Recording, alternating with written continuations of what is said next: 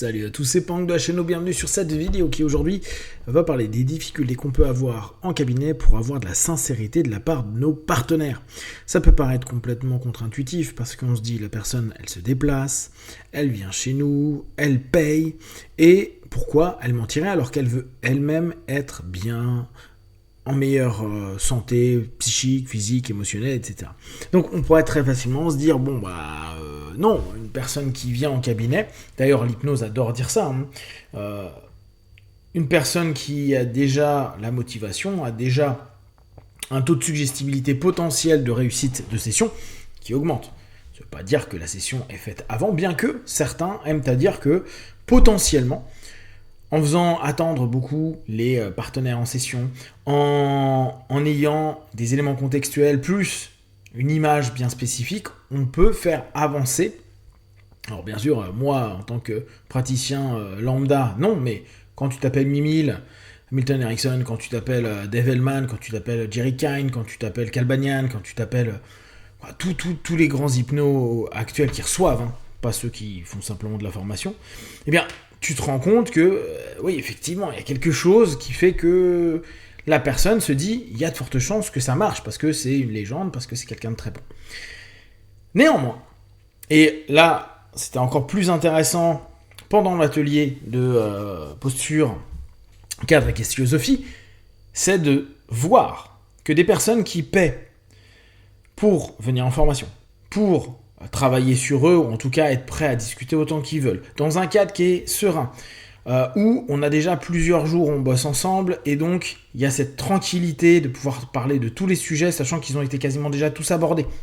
J'exagère, en 5 jours, tu n'abordes pas tout, mais il y a déjà un paquet de secrets ou d'éléments qu'on ne voulait pas forcément partager à des inconnus qui, dans ce cadre-là, offrent la potentialité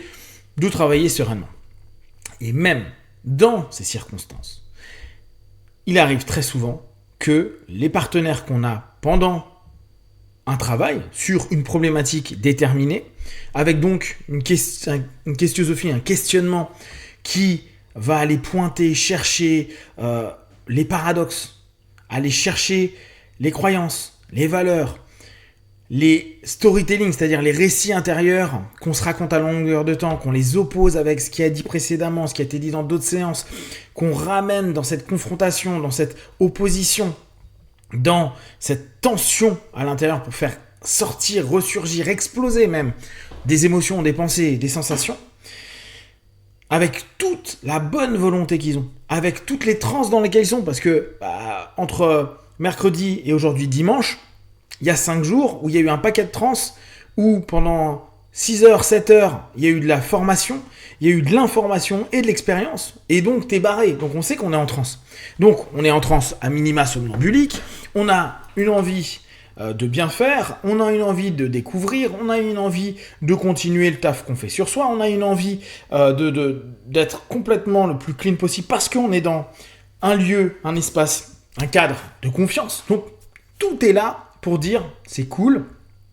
on va avoir un maximum de sessions et de séances qui vont être clean, sympa, pleines d'ouverture, pleines de potentiel. Et pourtant, on se retrouve avec, et chacun là, des 3 apprenants que j'avais,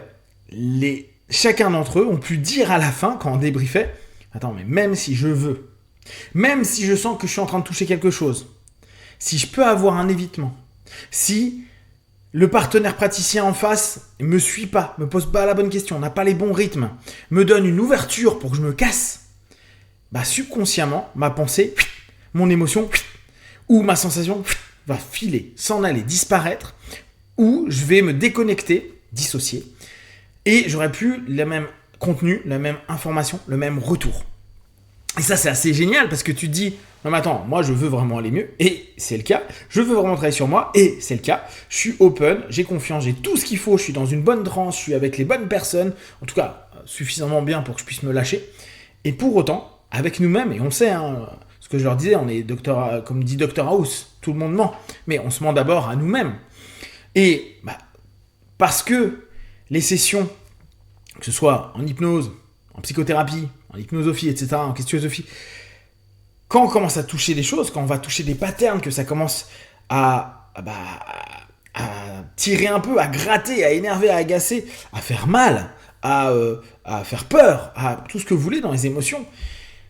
Déjà, la plupart du temps, même si on n'aime pas l'admettre, faudrait très souvent arrêter les sessions à ce moment-là. Parce que même si on apprend de nouvelles choses, par exemple, sur une régression, on apprend quelque chose, puis après on commence un peu à le travailler, mais derrière, il y a d'autres choses qui surviennent. Aller hyper loin pour dire je vais monter de plus en plus à la cause, à l'initial traumatisme,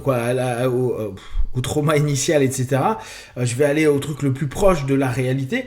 Il y a des moments, ça servira à rien, parce que la rupture de pattern, peut-être de le premier apprentissage, de la première émergence, ou le lien qui vient d'être fait, ou la verbalisation de ce qui vient d'être dit, et la conscientisation de ça,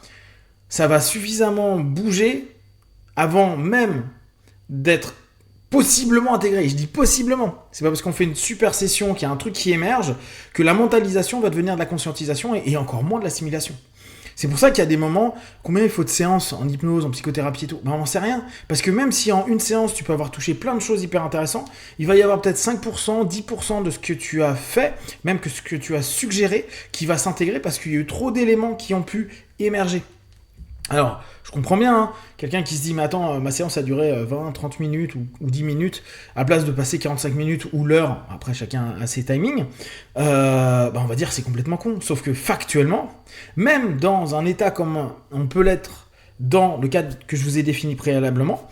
les personnes saturent. Ce qui est dit, parce que c'est aussi l'exercice dans la questionnosophie d'aller chercher plus loin et de voir comment on va pouvoir orienter les choses a posteriori. La première partie, elle est sauvegardée, on s'en souvient, on voit qu'il y a eu des prises de conscience, il y a eu des retrouvailles, il y a eu des choses, sauf que le cumul, la réflexion dessus, fait déjà que ça zappe. Et deuxièmement, et c'est vraiment sur ça que je veux insister, je reprends ce que je dis en première partie, c'est cette notion de se dire,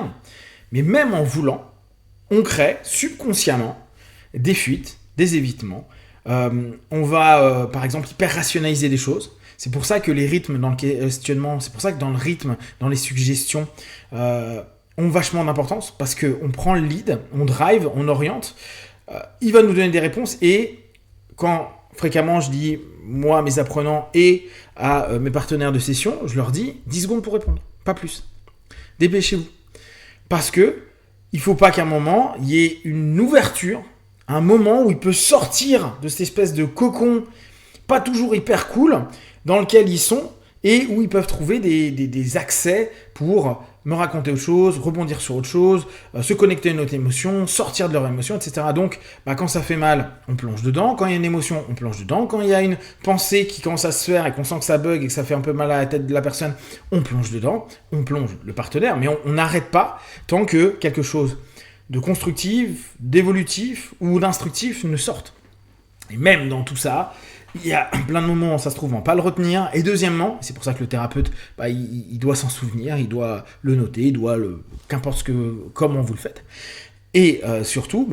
c'est se rendre compte que quand on est en optimum, on a déjà des gens qui font que de fuir. Alors imaginez quand les gens sont là, ils vous mentent. Ils vous mentent parce qu'ils se mentent, parce qu'eux-mêmes ne se connaissent pas, parce qu'ils se sont racontés des storytelling, des tas de choses sur eux-mêmes, et même en transe, la transe ne dit pas la vérité, la transe ne dira jamais la vérité.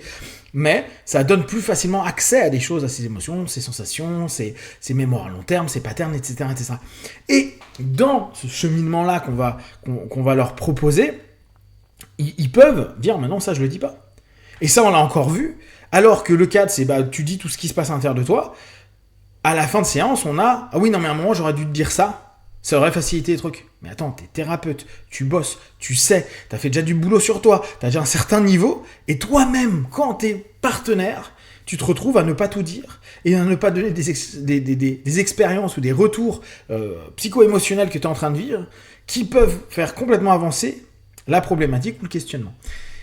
Pensez à ça quand vous recevez du monde, pensez à ça aussi quand vous bossez, parce que vous faites la même chose, on fait la même chose, je fais la même chose. Si vous avez des questions, des remarques, partagez sur Facebook, YouTube, j'y répondrai le plus rapidement possible. Et comme d'habitude, de tout ce que je propose, n'apprenez que ce qui est pour juste pour vous. Testez, observez, analysez et concluez. Be one. Ciao.